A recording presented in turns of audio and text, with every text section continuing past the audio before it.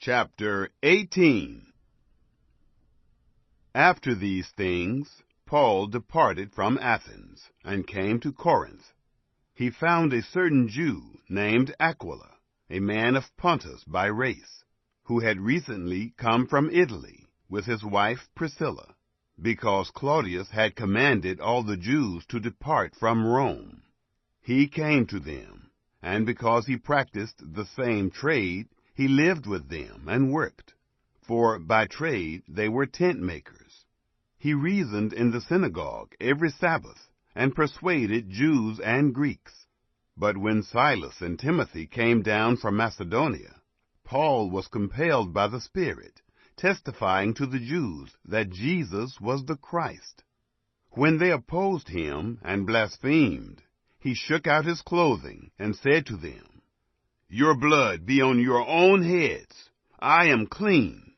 From now on, I will go to the Gentiles." He departed there, and went into the house of a certain man named Justus, one who worshipped God, whose house was next door to the synagogue. Crispus, the ruler of the synagogue, believed in the Lord with all his house. Many of the Corinthians, when they heard, believed and were baptized. The Lord said to Paul in the night by a vision, "Don't be afraid, but speak, and don't be silent, for I am with you, and no one will attack you to harm you, for I have many people in this city." He lived there a year and 6 months, teaching the word of God among them. But when Gallio was proconsul of Achaia, the Jews with one accord rose up against Paul, and brought him before the judgment seat, saying, "This man persuades men to worship God contrary to the law." But when Paul was about to open his mouth, Gallio said to the Jews, "If indeed it were a matter of wrong or of wicked crime, you Jews, it would be reasonable that I should bear with you. But if they are questions about words and names and your own law, look to it yourselves. For I don't want to be a judge of these matters." So he drove them from the judgment seat. Then all the Greeks seized Sosthenes, the ruler of the synagogue, and beat him before the judgment seat. Gallio didn't care about any of these things. Paul, having stayed after this many more days, took his leave of the brothers, and sailed from there for Syria, together with Priscilla and Aquila.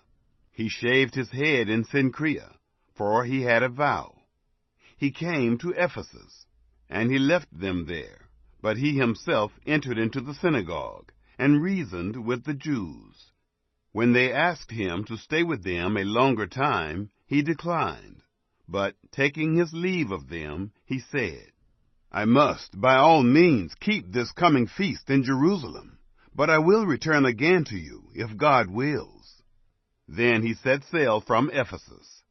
When he had landed at Caesarea, he went up and greeted the assembly, and went down to Antioch. Having spent some time there, he departed, and went through the region of Galatia and Phrygia, in order, establishing all the disciples. Now a certain Jew named Apollos, an Alexandrian by race, an eloquent man, came to Ephesus. He was mighty in the Scriptures.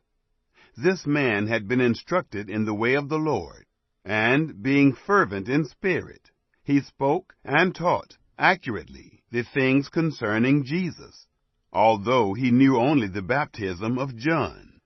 He began to speak boldly in the synagogue. But when Priscilla and Aquila heard him, they took him aside, and explained to him the way of God more accurately. When he had determined to pass over into Achaia, the brothers encouraged him, and wrote to the disciples to receive him. When he had come, he greatly helped those who had believed through grace, for he powerfully refuted the Jews, publicly showing by the Scriptures that Jesus was the Christ.